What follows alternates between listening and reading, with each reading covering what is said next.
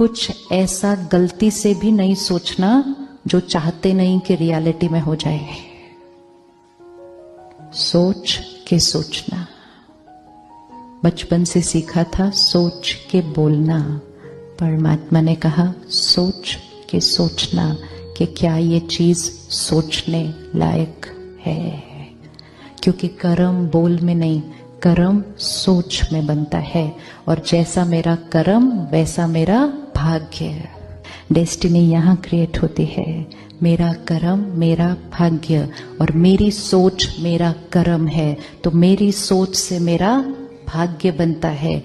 ध्यान से सोचना है। संकल्प से सृष्टि बनती है, ये इक्वेशन लेके जानी है। मालूम थी इक्वेशन, अब इक्वेशन तो पहले से मालूम थी, अब उस इक्वेशन को यूज करना है।